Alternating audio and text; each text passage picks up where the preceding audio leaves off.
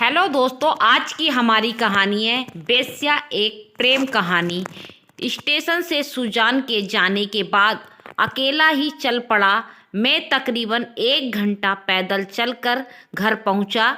घर का दरवाज़ा खटखटाया तो माँ की आवाज़ आई, कौन है इतनी भोर भय।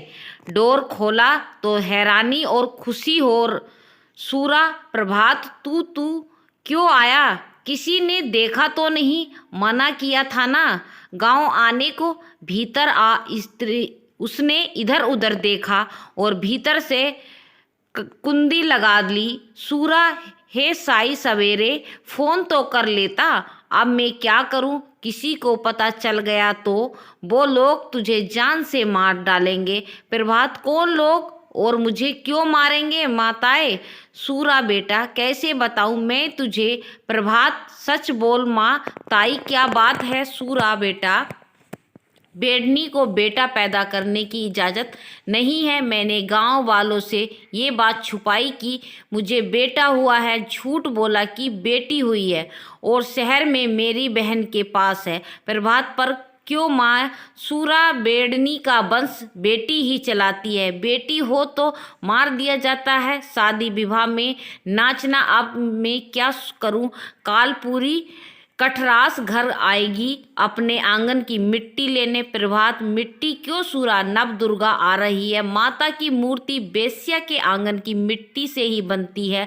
प्रभात, में समझ गया नहीं माँ ताई। सूरा, जब कोई इंसान बेस्या के घर जाता है तो अपनी सारी अच्छाई घर के आंगन में ही छोड़ देता है। आंगन में खड़ा ग्राहक उस समय निश्चित होता है, इसीलिए वो मिट्टी पवित्र मानी जाती है। वो सब छोड़, तू अभी जा यहाँ से।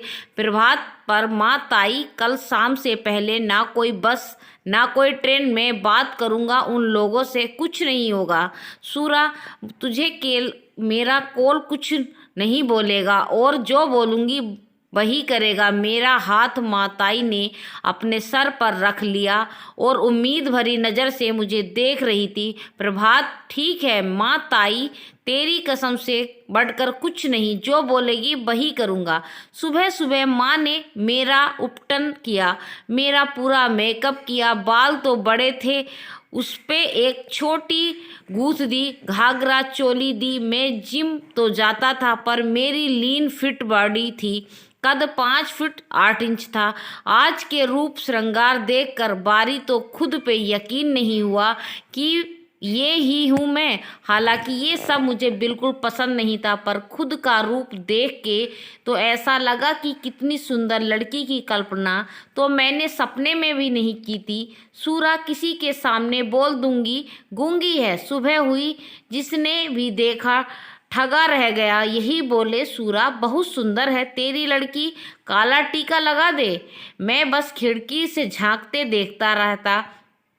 सुबह 12 बजे खड़े बड़े ठाकुर आए आंगन की मिट्टी लेने। मेरे पिता भी उनके बगल में और दूसरी तरफ था सुजान। कितना सीधा और मासूम लग रहा था। कोई नहीं कहेगा को वही ट्रेन वाला लोडियाबाज सुजान है। उसने अंग में पूजा की कुदाल चलाई और माँ ने सुजान की झोली में मिट्टी डाली। वो उठा ही था कि आंगन में छज्जे पे खड़ा था। मुझे देख मानो वो रुक ही गया। मैं डर गया कि कहीं पहचान तो नहीं लिया। वीर सिंह बुंदेला, ये कौन है? सूर, बेटी है राजा प्रतिमा, गूंगी है। वीर सिंह, हामा खूबसूरत है, तेरी जैसी राई करने भेज देना। गढ़ी पे पूरे 9 दिन यही नाचेगी। माँ अवाक खड़ी थी, जैसे मुझसे खो सा गया था। वो लोग चले गए और माँ अपने काम में हाथ टिकाए वहीं आंगन में बैठ गई। मैं सोच रहा था कि सुजान को पता चलेगा तो क्या सोचेगा। उधर सुजान अपनी गढ़ी की बालकनी में खड़ा सूर्य को देख रहा था। सुजान कौन थी वो? सूरा, काकी की बेटी, और मुस्कुराते हुए वहीं बैठ जाता है। रात हो चुकी थी। सुजान आईने के सामने आता है। बदन पे सिर्फ एक झीनी सी चादर थी। कसरती बदन चांद की रोशनी में आकर भी आकर्षक लग रहा था। व्यक्तित्व ऐसा कि कामदेव भी शर्मा जाए। पीछे बादलों में चमकता चांद आईने में उसके सामने नजर आ रहा था तो चांद से सुजान क्या खुद से सुंदर कोई देखा तो जलन होने लगी। हो भी क्यों ना, बेदाग है वो। एक मोर पंख ले चेहरे से फिराना शुरू करता है, सीने से होते हुए नाभि पे रुकता है। ये चांद तेरी पलकों पे रखे ख्वाब चुरा लूं, देख कर उनको आकर नया, अपने होठों से उन्हें तेरे लबों पे सजा दूं। ये चांद आ तुझे चांदनी से सजा दूं। दूसरी तरफ प्रभात एकदम नॉर्मल अपनी छत पे खड़ा सोच रहा था, प्रभात मुझे किसी तरह माताई को लेकर शहर निकलना होगा अब, और ऐसे नहीं रह सकता। अगले दिन सुबह फिर वही रूप श्रृंगार, न चाहते हुए भी चाल ढाल सब बदलनी पड़ी। एक अलग सी सादगी सी गई थी शरीर में, चाहे मुस्कान हो या नज़र उठाना। तभी पड़ोस की कुछ लड़कियां चाहते बलकते हुए घर में आई। चंदा, सूरा काकी, ओ सूरा काकी, हम सब तालाब जा रहे हैं घूमने, प्रतिमा को ले जाएं। सूरा, अरे चंदा, वो क्या करेगी जाकर? ना बोल पाए ना कुछ।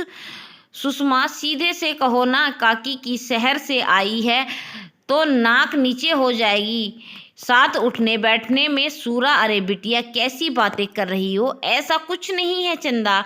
और नहीं तो क्या फिर, क्यों नहीं भेजती? माना हम सबसे सुंदर है, पर हम क्या गिरे पड़े हैं? सूरा, बस बस जा, ले जा।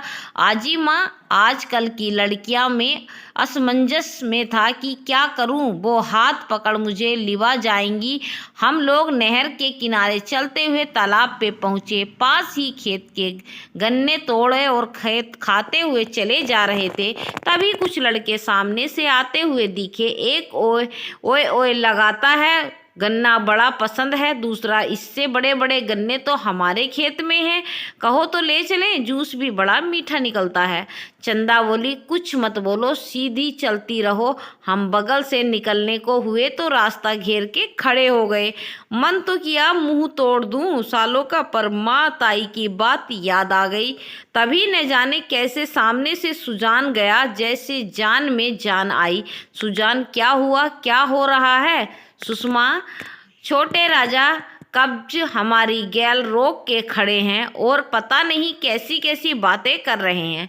लड़का, अरे छोटे राजा, ये को सती सावित्री है, इनकी तो जात ही बेड़नी की है, बनी ही इसीलिए है, आज नहीं तो कल बनना तो किसी की रखेल ही है। न जाने ये बात सुन क्यों मेरी आंखों में आंसू आ गए। सुजान ने मेरी तरफ देखा, और सुजान, आप लोग इन्हें लेकर जाइए, और तुम लोग बनना तो तुम्हारी बहनों को भी किसी की लुगाई ही है तो उनसे लुगाई जैसा व्यवहार करोगे। नौ दुर्गा आने वाली है, कम से कम इनके आंगन से जो मिट्टी लाए उसका ही मान रख लेते। ये कहते हुए आगे बढ़ जाता है। हमारे करीब से निकला तो एक नज़र मुझे देख। सुजान, कल का लड़का आया था गांव में, प्रभात पूरी ठक रास और बमानों के मोहल्ले में तो किसी के यहाँ नहीं आया, कहीं बेड़ियापुरा में किसी के यहाँ तो नहीं आया। सुषमा, नहीं छोटे राजा, ऐसा तो कोई नहीं।